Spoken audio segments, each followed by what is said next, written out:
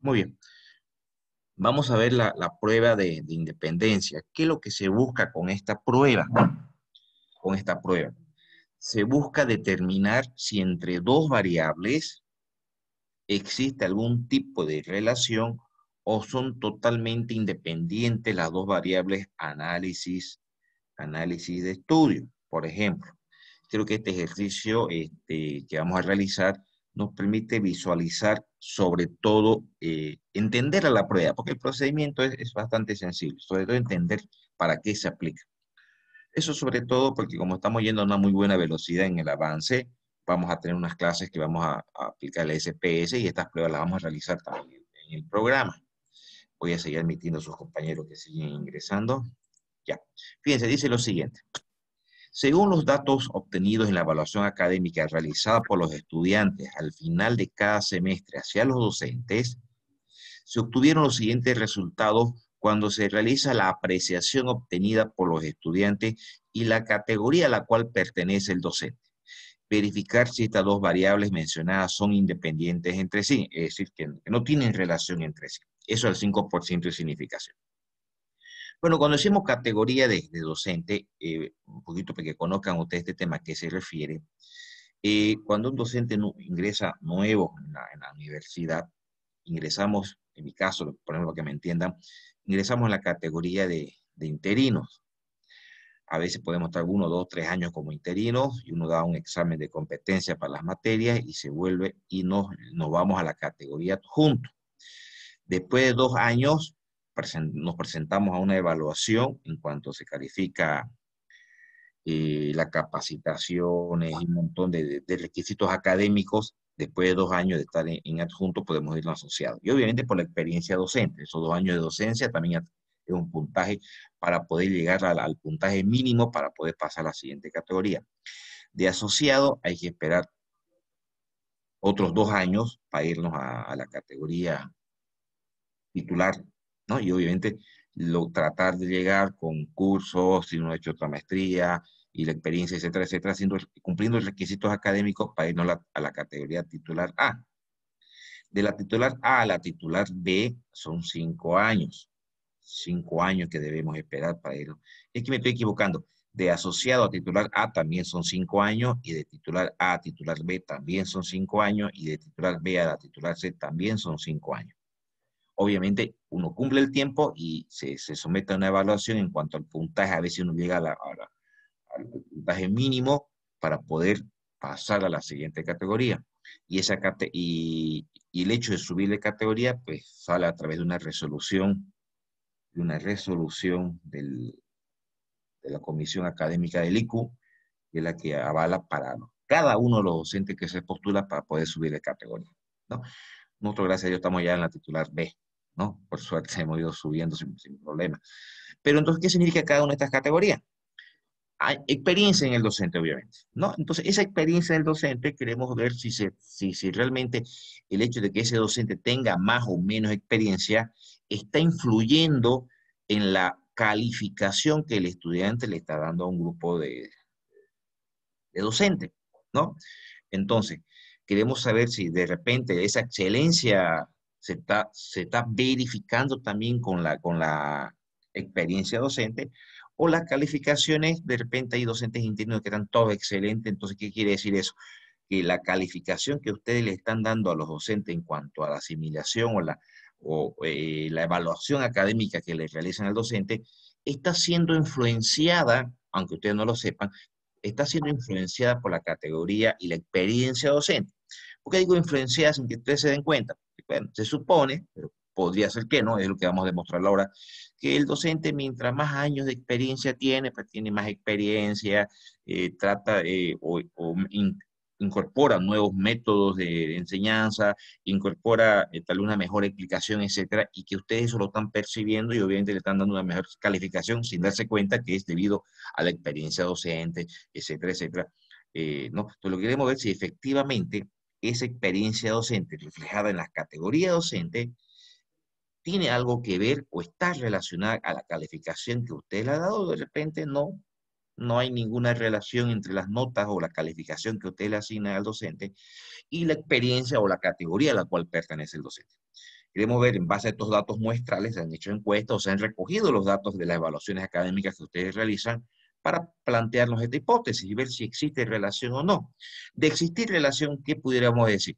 ¿No? Si llegamos a la conclusión, sí, son dependientes. ¿Qué pudiéramos decir? Que efectivamente, que efectivamente existe relación entre la categoría y la calificación. ¿Me permite?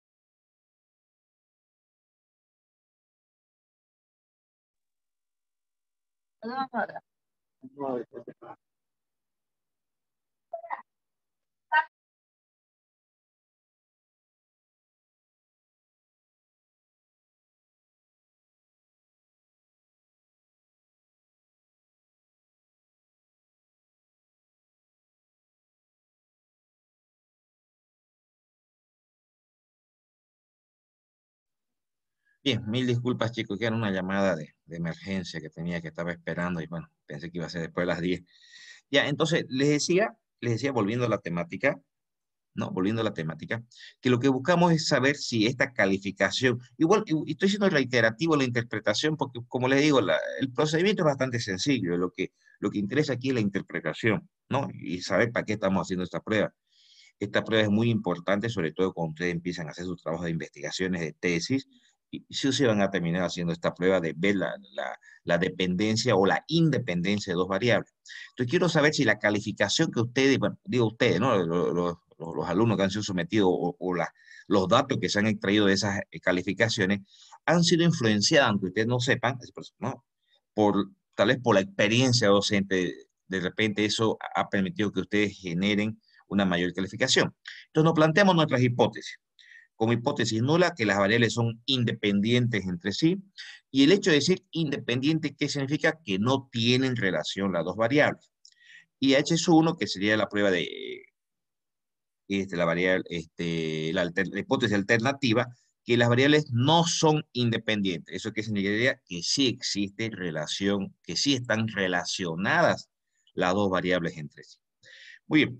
Entonces, estos valores que hemos obtenido nosotros, ya sea a través de un muestreo, a través de una encuesta, o simplemente extrayéndolos de los datos que ustedes han hecho cuando llenan, creo que por internet, las evaluaciones, ya es un trabajo de muestreo, es decir, son datos obtenidos a través de la observación, a través de la experimentación. Entonces, todos estos datos que tienen ustedes acá, los estoy marcando, serían para nosotros las frecuencias observadas. Seguimos aquí con ese criterio de frecuencias observadas, frecuencias esperadas. Entonces, todos estos datos, vuelvo a repetir, serían las frecuencias observadas. Muy bien, ¿cómo vamos encontrando las frecuencias esperadas entonces? Vuelvo para atrás un ratito, por favor. Fíjense que esta tabla es de 5, 3, 6 filas, 4 columnas, ¿no? Son 24 frecuencias observadas. Hay 24 datos de frecuencia observada. Por lo tanto, debemos generar también 24 datos de frecuencia esperada. Cada frecuencia observada tiene su par, que es la frecuencia esperada. ¿Cómo generamos esa frecuencia esperada? La sumatoria total de la fila por la sumatoria total de la columna dividido entre el total de totales. ¿A qué me refiero? Si quisiéramos calcular para esta celda, que sería la celda, si recordamos un poquito álgebra lineal, sería la celda en la posición 11, ¿no? Fila 1, columna 1. En la posición 12, fila 1, columna 2. Bueno, ya. En esta fila, en la posición 11, donde tenemos una frecuencia observada de 36, ¿cómo calcularíamos la frecuencia esperada para esa celda? Sería, dice, la sumatoria de toda esta fila, porque este dato 36 pertenece a esta fila, habría que sumar todos estos datos, la sumatoria de toda esta fila, por, dice, la sumatoria de toda la columna, dividido entre la sumatoria de todos los datos. A eso se refiere. Ya voy a volver a la fórmula, fíjense. El total de esa fila que estamos analizando, donde está esa celda, por el total de la columna, donde está esa celda, dividido entre el total de totales. Nosotros en la siguiente tabla hemos generado, fíjense aquí, las sumatorias de las filas. Están las sumatorias de las filas, gente, y aquí tenemos las sumatorias de cada columna. Obviamente que la sumatoria de cada columna va a coincidir siempre con la sumatoria de todas las filas, pues, ¿no? Porque estamos tomando en cuenta en realidad todos los datos. Esa sumatoria total nos da 945. ¿De dónde sale? Sumar los subtotales de cada fila o los subtotales de cada columna y va a coincidir. Pero volviendo a lo que les comentaba de la frecuencia observada, por ejemplo, la frecuencia observada de esta celda donde está el 36, que era la que estábamos analizando anteriormente, ¿cómo lo hemos obtenido? La sumatoria de esa fila, ¿cuánto sería? 143, por la sumatoria de esa columna, que sería 220, dividido entre el total de totales, le decía, ¿no? Que sería 945. Fíjense, 143 por 220 dividido entre 945. Si alguien quiere verificarlo, por favor, con su máquina, para que queden conforme, ¿sí? Nos daría 33,29, que sería la frecuencia esperada. Que ya acostumbramos un poquito para diferenciar, ponerlo entre paréntesis, pero en realidad no es un requisito. La idea es tener bien diferenciado en cada celda cuál es la observada y cuál es la esperada. Si nos vamos a la otra celda, donde está ahora una frecuencia observada de 40, ¿cómo obtenemos su frecuencia esperada? La sumatoria de la fila, que sería 143, por la sumatoria de la columna, que sería 234, dividido entre el total de totales, que sería 945. Eso nos genera 3541. Y así deberíamos proceder absolutamente con todas las celdas. Si alguien me puede corroborar por lo menos estos dos valores, para que quede claro el cálculo de cómo hemos ido generando las frecuencias esperadas, por favor.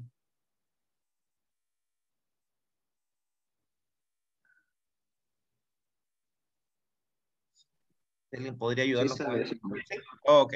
Entonces queda claro, ¿no? Cómo hemos ido calculando todas las frecuencias esperadas. Fíjense que en este caso, por ser una tabla de 6 por 4, tenemos 24 frecuencias observadas y tenemos también 24 frecuencias esperadas.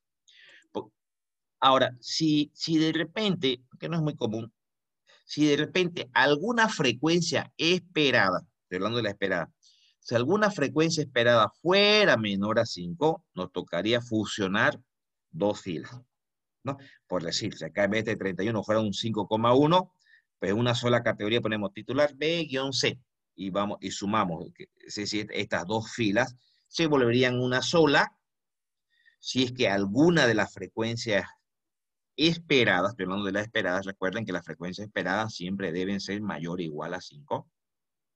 Si fuera el caso, pues nos tocaría fusionar filas, aunque no es muy común esa situación, es por si se les presentara. Muy bien, ya tenemos las frecuencias observadas y tenemos las frecuencias esperadas. ¿Qué nos toca encontrar? Los estadísticos, tanto el crítico como el de prueba. Nos vamos al estadístico crítico primero. Como hemos visto, perdón, vuelvo atrás, que todas nuestras frecuencias esperadas son mayores a 5, pues no tenemos mayores problemas. Entonces, ¿qué hacemos acá? Para encontrar nuestro estadístico crítico, lo hacemos siempre también con la prueba de chi cuadrado, una sola cola al lado, una única zona de rechazo localizada al lado derecho. Vamos a hacer la prueba al 95%. Y para encontrar los grados de libertad, hacemos el producto de C-1 por R-1. Por favor, así. Por R-1. ¿Qué cosa es C? La cantidad de columnas. ¿Qué cosa es R? La cantidad de filas. Recuerden, volvemos nuestra tabla, son 6 filas, 4 columnas, ¿no? Entonces, 6 menos 1, 5, 4 menos 1, 3, 5 por 3, 15. Entonces, entramos a la tabla de chi cuadrado al 95% de confianza y con 15 grados de libertad vamos a ver que es 25 nuestro estadístico crítico. La anterior clase, no me equivoco, le dimos una repasada a la tabla de chi cuadrado. Recuerden que la chi cuadrado, por lo menos con la tabla que estamos trabajando, lee siempre de derecha hacia izquierda. Entonces, nuestro estadístico crítico es 25. Vamos a calcular nuestro estadístico de prueba. Fíjense, es exactamente la misma fórmula. Frecuencia observada menos frecuencia esperada, esa diferencia al cuadrado dividido entre la frecuencia esperada. ¿De qué frecuencia observada y esperada estamos hablando? Vuelvo a la tabla anterior. Fíjense, tenemos 24 datos. Entonces, frecuencia observada, frecuencia esperada. Tendremos que calcular ahí qué valor, este valor requisito, ¿no? Esto, solamente sin la sumatoria, ¿no? Frecuencia observada menos la esperada, esto al cuadrado, dividido entre la frecuencia esperada. Ir anotando en un papelito, si quieren ustedes, para cada celda es ese valor que se obtiene y la sumatoria de todas las, porque son 24, un poquito largo el cálculo, sí, bastante mecánico, pero largo, son 24, habrá que sumar todos esos datos y obtenemos nuestro estadístico de prueba. Pregunto, chicos, ¿queda claro cómo encontrar nuestro estadístico de prueba? ¿Sí? Está en función a cada una de las 24 celdas que tenemos, ¿no? Tendríamos que decir, por ejemplo, para la primera celda, ¿no? Frecuencia observada 36 menos 33,29, entre paréntesis, esa diferencia elevarla al cuadrado y dividirla entre 33,29, que es la frecuencia esperada. Encontramos ese valor para esa celda y vamos repitiendo la operación para cada una de las 24 celdas. ¿Sí? Y eso nos da, les decía, un estadístico de prueba de 3,18. Este valor, este estadístico de prueba de 3,18, si comparamos en nuestra gráfica, sabiendo que nuestro valor crítico es 25, estaría en la zona de aceptación, ¿cierto? Por lo tanto, ¿qué significa? Que se acepta H sub 0. Se acepta la hipótesis nula. Para que quede claro nuestra conclusión, volveré un ratito a leer nuestra hipótesis nula. La hipótesis nula es la que se plantea siempre en función a la independencia de las variables, es decir, que no hay relación entre las dos. Entonces, nuestra conclusión sería lo siguiente. Existe suficientes evidencias para indicar que las variables evaluación académica realizada por los estudiantes y la categoría a la cual pertenecen los docentes son independientes entre sí. Es decir, que no tienen relación, que no están relacionadas entre sí. y hemos llegado a esa conclusión al 5% de significación. ¿Alguna consulta, chicos? ¿Está claro, sí? Muy bien. Ok. Acá tienen otros ejercicios resueltos en el material que les pasé anoche. Tienen otro más resuelto también. Nos vamos a la prueba de homogeneidad. Y cabe aclarar aquí en la prueba de homogeneidad, por si acaso, y me van a decir, pero si estamos haciendo lo mismo que en el anterior ejercicio. Sí. El procedimiento de resolución de una prueba de homogeneidad es idéntico al anterior, el procedimiento de resolución, exactamente igual. ¿Qué cambia únicamente? ¿Qué cambia? La interpretación y la forma en cómo planteamos nuestras hipótesis. Y la conclusión final, obviamente, pero procedimentalmente es exactamente igual. Entonces aquí más bien nace un poquito el saber diferenciar cuando lo planteamos como independencia o cuando lo planteamos como homogeneidad para la elaboración de nuestras hipótesis, porque el procedimiento es exactamente el mismo. Y aquí he tratado de poner, o que resolvamos hoy día, tal vez un ejercicio que va a ser para que entendamos la diferencia exacta, cuándo poner la hipótesis como independencia o cuándo poner la hipótesis como homogeneidad. El procedimiento es exactamente el mismo. Fíjense el siguiente ejercicio. Se desea saber si la distribución de simpatizantes por estos 4 equipos es equitativa.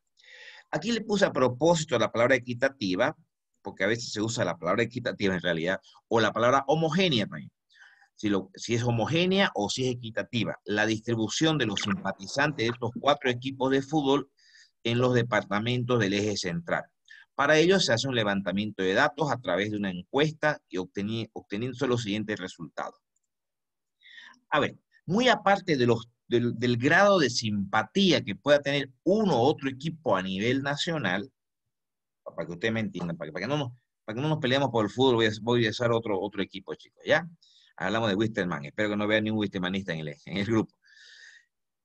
Si decimos que Wisterman, voy a suponer, tiene un 25% a nivel nacional de la simpatía, a nivel nacional 25%, el hecho de decir que está distribuida homogéneamente en los departamentos, ¿qué significa? Que todos los simpatizantes en Cochabamba, el 25% debería ser Wisterman. En La Paz, el 25% debería ser Wisterman. En Santa Cruz, el 25% debería ser Wisterman. Es decir, a eso llamamos una distribución homogénea. Si está distribuido homogéneamente en las diversas categorías, en este caso las categorías serían los departamentos los departamentos, ¿no? Lo mismo sucede si Bolívar tiene a nivel nacional un determinado porcentaje, vamos a ver un 30%, queremos saber si eso está distribuido homogéneamente. ¿Qué quiere decir eso? Que en todos los departamentos tiene 30%. Nosotros asumimos por la experiencia de que tal equipo es de tal departamento, seguramente ahí en ese departamento está congregado la mayor cantidad de simpatizantes y que obviamente en los otros debe ser menor. Esa es nuestra lógica, no sabemos. Eso nos lo va a demostrar los datos. Es decir, se ha hecho una encuesta a nivel nacional y se ha encontrado el grado de simpatía. No estamos buscando qué equipo tiene más hinchas, no es el análisis, porque tampoco lo podemos saber con esto. Estamos sabiendo si el grado de simpatía que tiene un determinado equipo, en este caso, se distribuye homogéneamente o está distribuido equitativamente en este caso, entre los diversos departamentos. ¿Sí? Nuestra lógica, ¿qué nos dice? Si alguien me pudiera responder, nuestra lógica, ¿qué nos dice? ¿Habría una distribución homogénea o no, chicos? ¿Qué dicen ustedes? No. Nuestra lógica, bueno, no se olviden que estos datos yo los he inventado, sí puede ser que llegamos a la conclusión que sí o no, pero nuestra lógica nos diría pues que no debería haber una distribución homogénea o equitativa, justamente por lo que mencionamos, porque un departamento es más referente, para un equipo es más referente de un departamento, entonces ahí seguramente está congregado su mayor grado de simpatizantes, y sería ilógico pensar que esa distribución o ese porcentaje de simpatía a nivel nacional se distribuye equitativamente entre todos los departamentos. Esa no es nuestra lógica, pero vamos a ver qué nos dicen los datos ahora. De eso se trata. Eso me interesaba bastante que se entienda qué es lo que hacemos con esta prueba, porque el procedimiento es exactamente el mismo. Va a ser tan repetitivo lo que hemos hecho en la prueba de independencia. Lo único que cambia, yo les mencionaba hace un momento, es cómo vamos a plantear nuestras hipótesis. Porque ahora lo que nos interesa saber es si es equitativo, si es homogéneo. Entonces, el hecho de que sea homogéneo o sea equitativa la distribución, nos lo planteamos como hipótesis nula, donde decimos, estas variables están distribuidas homogéneamente. Si quisiéramos ser más específicos en la hipótesis nula, diríamos, ¿no? El grado de simpatía de los equipos de fútbol se distribuyen homogéneamente entre los departamentos del eje central, que son lo que estamos trabajando ahorita. Pero si quisiéramos ser un poquito más específicos en la hipótesis nula. En la hipótesis alternativa, que las variables no están distribuidas homogéneamente o no están distribuidas equitativamente entre sí. Bien, entonces aquí tenemos, fíjense, 3 filas y 4 columnas, ¿no? Diríamos una matriz de 3 por 4, si quieren llamarlo así. Eh, Estos valores que tenemos acá, para nosotros sería la frecuencia observada, ¿cierto? Son los datos que se han obtenido a través de la observación, experimentación, de una encuesta, un dato histórico que se tenga guardado, es nuestra base de cálculo. Esos datos es lo que queremos verificar, si están distribuidos homogéneamente, por lo que entonces debemos generar nuestras frecuencias esperadas. Y fíjense que la formulita para generar la frecuencia esperada es exactamente la misma que usamos en la prueba de independencia. El total de la fila por el total de la columna dividido entre el total de totales. Entonces, hemos generado, fíjense, para cada fila su sumatoria y para cada columna su sumatoria. Bueno, y aquí el total de totales, ¿no? Que sería en realidad la sumatoria de las columnas o la sumatoria de las filas. Pero hemos ido generando también, y lo hemos ido colocando entre paréntesis, las frecuencias esperadas para cada celda, a través exactamente de la misma fórmula con la cual estábamos trabajando hace un momento. Entonces, por ejemplo, para esta celda, ¿cómo calculamos su frecuencia esperada? Pues sería 102 por 105 dividido entre 370, ¿no? Nos va a salir 28,95, que sería la frecuencia esperada de esa celda. Si nos vamos a la siguiente celda, la frecuencia esperada de esta celda, pues sería 102 por 112 dividido entre el total de totales, que sería 370.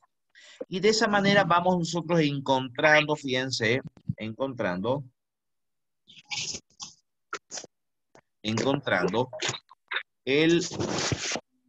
las frecuencias esperadas para cada categoría. Gutiérrez, por favor, su micrófono. Ya. Creo que es Gutiérrez, sí, ya. Gracias. Ya. ¿Alguna consulta, chicos? ¿Cómo hemos ido encontrando estas frecuencias esperadas? Creo que no hay mayores problemas, no sé, pero si alguien tiene la duda, pues pregunte, por favor. Entonces ya tenemos, fíjense, aquí estaríamos hablando como es de 3 filas, 4 columnas de 12 celdas, ¿no? Tenemos 12 frecuencias observadas y 12 frecuencias esperadas.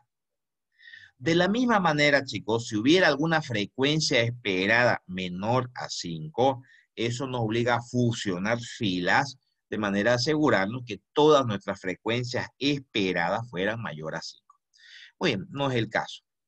Muy bien, ya tenemos nuestras frecuencias observadas, hemos generado nuestras frecuencias esperadas. Vamos a calcular nuestro estadístico crítico, que se encuentra de la misma manera como lo hemos realizado para la prueba de independencia. Al 95% de confianza, ¿no? Con grado de libertad de C-1, R-1, donde C habíamos dicho que es la cantidad de columnas y R la cantidad de filas. En este caso, ¿cuántas columnas tenemos? Son 4 columnas, menos 1 sería 3. Tenemos 3 filas, menos 1 sería 2, 3 por 2, 6. Entonces, en la tabla de chi cuadrado, ¿no? Al 95% de confianza, recordemos que en esa tabla ingresamos de derecha a izquierda, y con 6 grados de libertad, vamos a encontrar que nuestro estadístico crítico es 12,59. Ese es nuestro estadístico crítico. Una vez generado ese estadístico crítico, entonces procedemos a encontrar nuestro estadístico de prueba. El estadístico de prueba, recuerden, es esta fórmula que habíamos mencionado hace rato, sigue la sumatoria ya, ¿no? Se repite todas las operaciones que hemos hecho en el anterior ejercicio también acá. Tenemos frecuencia observada, tenemos frecuencia esperada. para cada una de las 12 celdas que tenemos, porque es una matriz de 3 por 4, en cada una de las 12 celdas realizamos esta operación, esto, ¿no? Y luego, bueno, obviamente sumamos luego todas para generar la sumatoria. Y esa sumatoria nos sale 24. 24. Ese 24, que es nuestro estadístico de prueba, comparando en nuestra gráfica y sabiendo que el valor del estadístico crítico es 12.59, ese 24 estaría localizado en la zona de rechazo, en la zona de rechazo. Si está localizado en la zona de rechazo, lo que rechazamos es H sub 0 y aceptamos H sub 1. ¿Qué cosa era H sub 1? Voy a volver para atrás un ratito. H sub 1 era la hipótesis que nos planteamos que las variables no están distribuidas homogéneamente o no están distribuidas equitativamente. Bien, entonces vuelvo para abajo. Existen suficientes evidencias para indicar que las variables equipo de fútbol y departamento de origen de los simpatizantes no se distribuyen homogéneamente o no están distribuidos equitativamente. Eso al 5% de significación. ¿Alguna pregunta, chicos?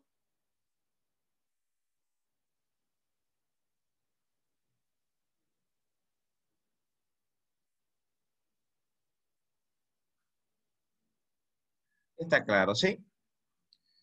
Todo claro ahí.